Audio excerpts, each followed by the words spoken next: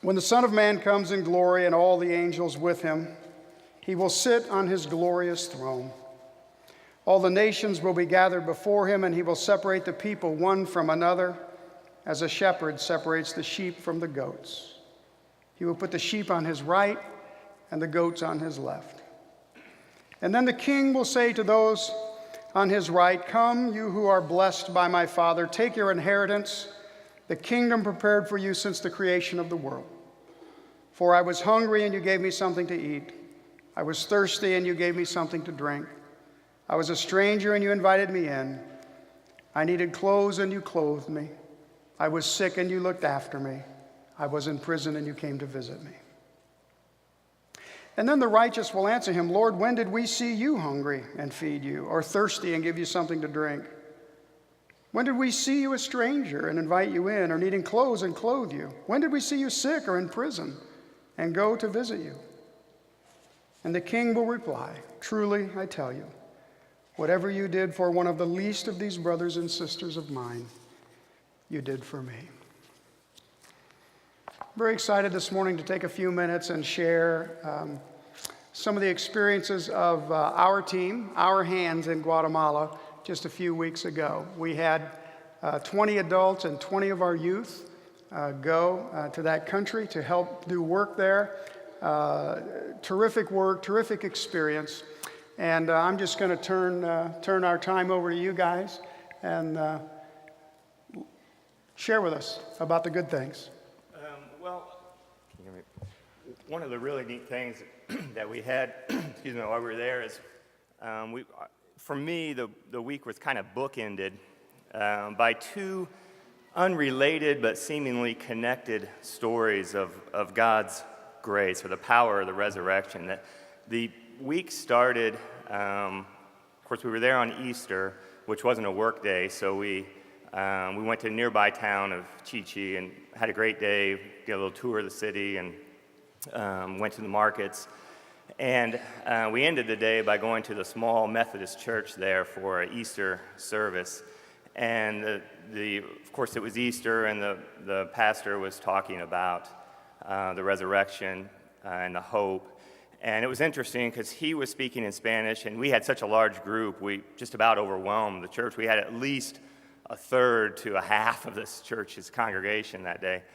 And so he brought a parishioner up, so the pastor would speak, and then the parishioner would translate for us. And the story, he wanted to relate the story of the resurrection to also, and use it illustrated the story of Jesus raising Lazarus from the dead. And he, Martha tells Jesus, if you had been here, Lazarus wouldn't have died. And Jesus says, well, your brother will rise again. And she says, yeah, I know he'll rise again at the resurrection, but that's a long way away. And Jesus says, no, I am the resurrection. So they go to the grave, and Jesus tells them to roll away the stone. And Martha says, wait, he's going to really stink. He's been in there for 4 days. And of course, Jesus tells him to come out, and he's fine. He's alive. He doesn't stink. And the pastor's message was, not even the stench of death can keep God's grace from saving you. And so then at the end of the week, when we had worked at the Tat Loy, there's a group of us, half of us working there, and that is a drug and alcoholic rehab facility. And so at the end of the week, the director, who was a former drug addict and recovering alcoholic himself, he's thanking us and giving a little bit of his testimony. And he says that when he was in his days of addiction, he was sober now, obviously, but in his days of addiction, he had done some really bad things. And so here was a man he had done some really bad things, but he had been saved by God's grace. So it was a recurring theme that came up twice, kind of bookending the week. And so here was a man who literally had the stench of death on his hand, telling us that he had been saved by God's grace. And so here were two different men telling two completely different stories with the same message. No matter who we are, where we're at, what we've been through, what we've done, none of that can shield us from the power of the resurrection and God's grace. And for me, that was just a really powerful message.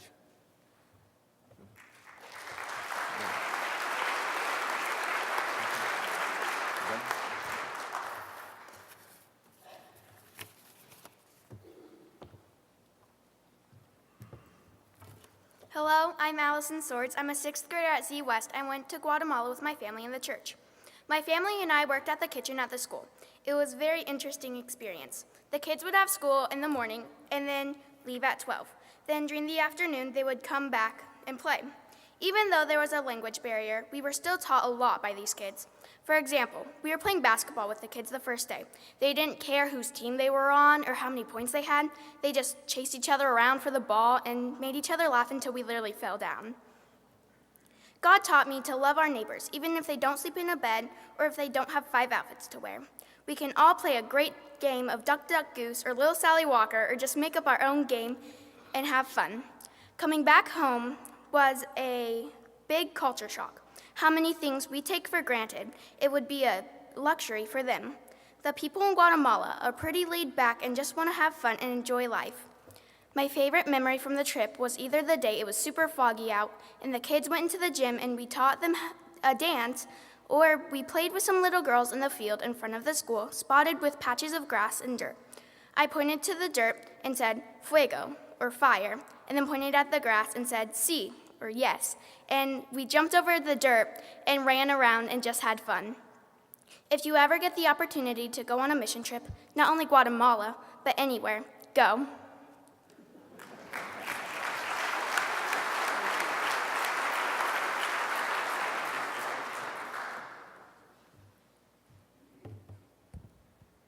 Hello, my name is Emily Williams, and I am a junior at Zionsville High School. My experience was kind of about family because I was one of the 3 who didn't really have any family with them on the trip. And even though my blood family wasn't with me, I definitely had family there. My church family helped me so much while I was there, growing in my faith and making new friends. And the people there were so much family to me too. Everyone I met was willing to be my family and help me along, and I really needed that. And God showed me so many people and so many ways that they helped me, and it just felt a connection to me because I didn't have the family that everybody else had with them.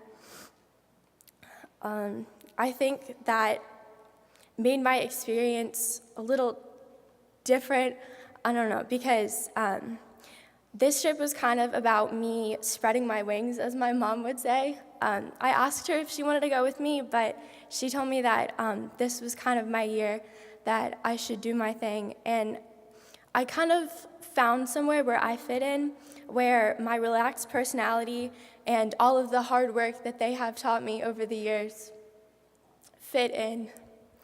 Thank you.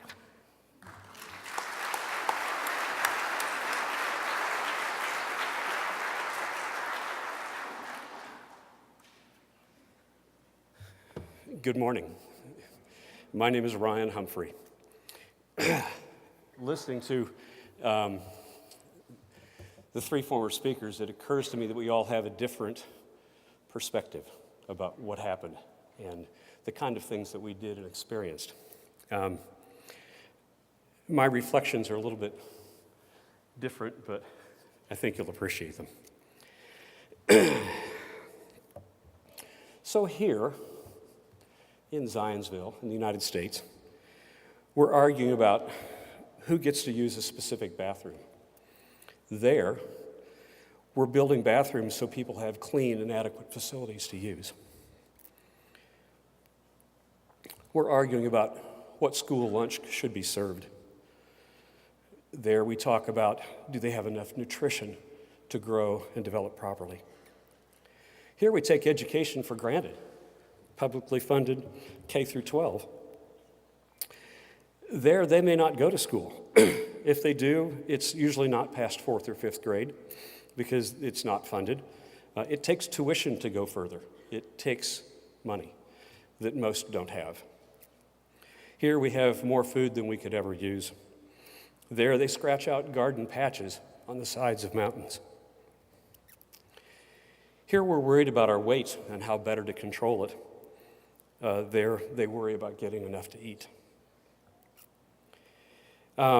We have regulations here that'll issue you a ticket if you have people riding in the back of your pickup truck.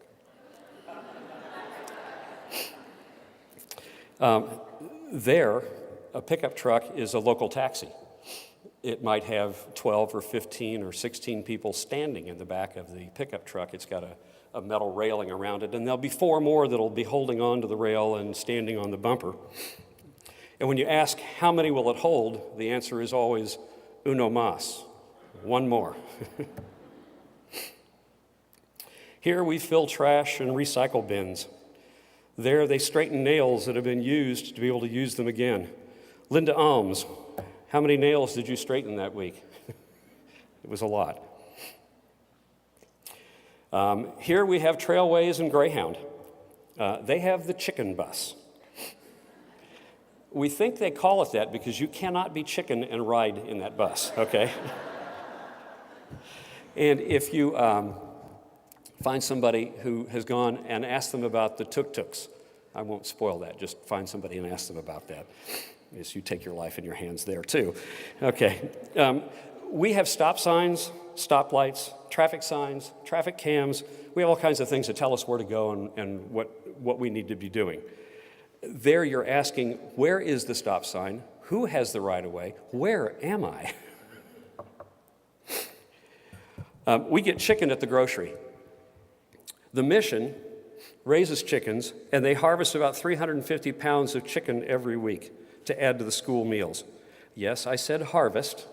Graciela has that duty, and she's very good at it, and she's very quick at it. And if you do the math very quickly and you figure about 5 pounds per chicken, you get an idea of how many chickens they harvest each week to add protein to the meals for the kids.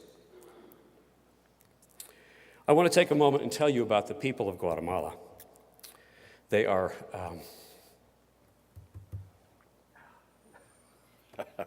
okay.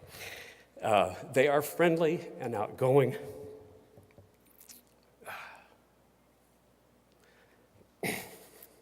They smile easily, and they laugh without reservation. They value family. They work hard without complaint. They make so much out of so little. They are a proud people, especially of their Mayan ancestry. They live in an absolutely beautiful country. And most that we've met have had a wonderful faith life. Okay, this next part I'm going to have a tough time getting through, so bear with me. So my question to you is, what touches you? What makes you feel the Spirit? What tells you that God is here and is with us? Is it seeing, Jordan, where are you? Are you here? Is it seeing Jordan underneath a pile of kids because they all want to play with her? It's seeing a lot of our kids play with abandon with the kids from the school and just intermixing and intermingling and having a phenomenal time. It's hearing a former drunk, now recovering alcoholic, tell you how he heard the call to help others. And only by the grace of God was he and his wife and his family saved.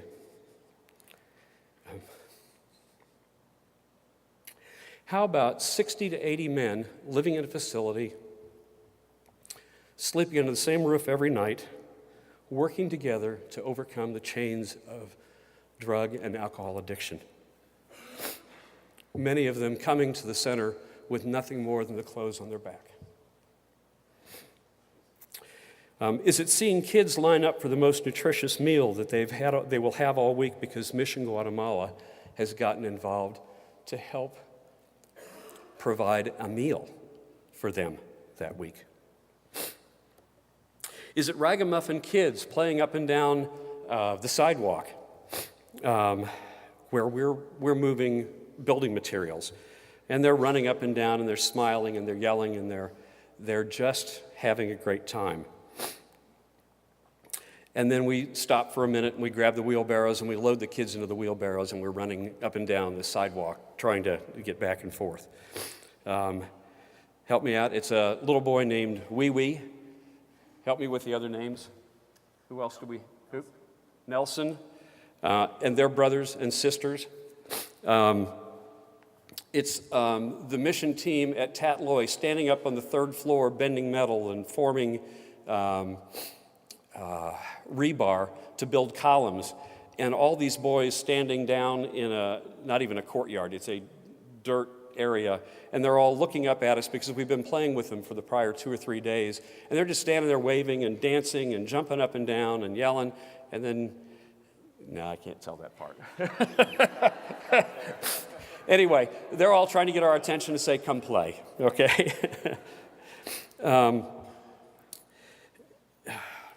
Is the Spirit touching you when you're trying to communicate with the kids? They don't speak English. We don't speak, well, I don't speak Spanish. And we're trying to figure out who they are and how old they are. And then one of the kids looks at me and jumps back and goes, karate! It's like, okay, there's a word you know. It's working in a brigade line, and I think you probably saw the brigade line that was up here. We moved about 1,000 concrete blocks from about the length of a football field and then up a story. And there were 20 of us to begin with, right? And then there were a few more from the center. And then as they had meetings throughout the day, then more men came in. And by the time we were done, we had this brigade line moving concrete blocks off the back of the truck, like I said, about the length of a football field and up a story. And of course, I'm standing in between two people that don't speak the same language that I do. And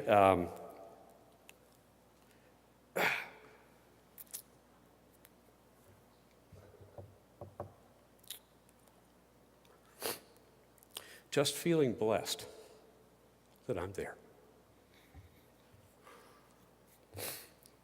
Them working as hard to understand me as I am to understand them.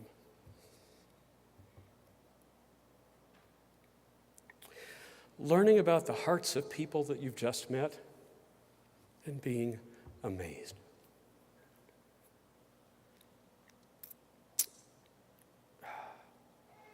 Knowing the work that you're doing is worthy and meaningful,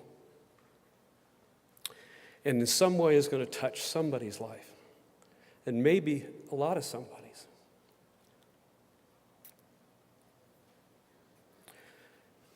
Does the Spirit move you knowing that you support a mission that provides medical service in an area that has had none?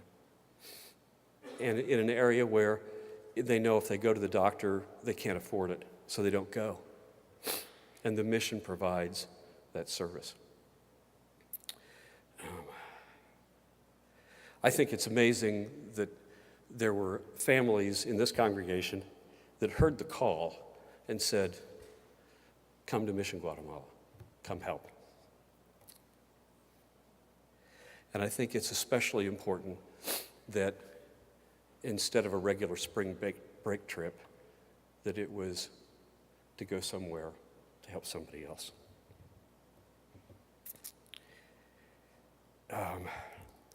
Boy, I tell you, if the Spirit doesn't move you, getting a chance to meet people and work with the Mission Guatemala staff, people who might not have a job otherwise, might not have a way to support themselves and their families, but people that are just absolutely terrific folks. I have to tell you, for me, once we got there, kind of dropped my bags and I went into the kitchen where Dahlia and Angelica, who were the two cooks, were, and coming in and seeing this big smile on their face and recognizing me and saying, welcome home.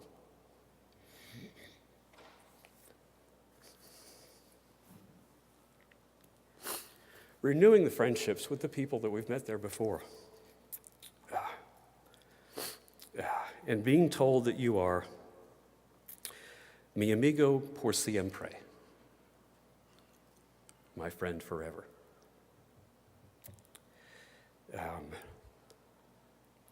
and I reflect on exactly whose life was lifted. Thank you.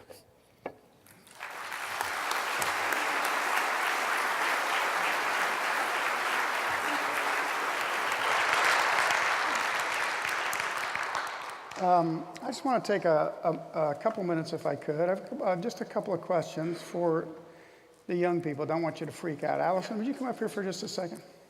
Come on up. So one of the things you said was that all of the things that I take for granted, when you talked, you said there's all these things I take for granted, and I was just sitting there thinking, so like what kind of things did you learn that you take for granted in your life all the time? Seat belts. Well, here, I'm going to get, what? Seatbelt, that's excellent.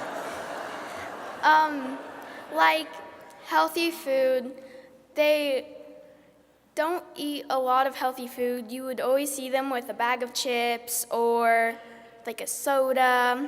And there was this little girl who lived behind the school, and she had a house, and it was very old, and it was like a tin roof for all 4 walls and the top, and then you just saw these stairs carved out of mud, and it just really made me think, like, wow, I have a nice home and like a good, strong community to live in, and it just really made me think. And Great, thank you. I appreciate that. Yeah. Emma?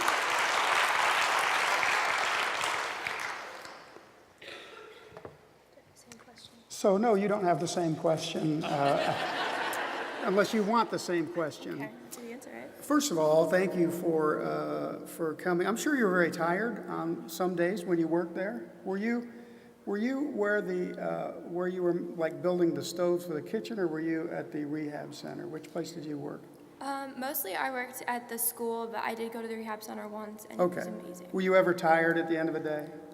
I was physically tired, but my spirit was so lifted that we would go back to the river house and having dinner, just talking and playing cards after, playing games with all of the younger kids and all of the senior girls.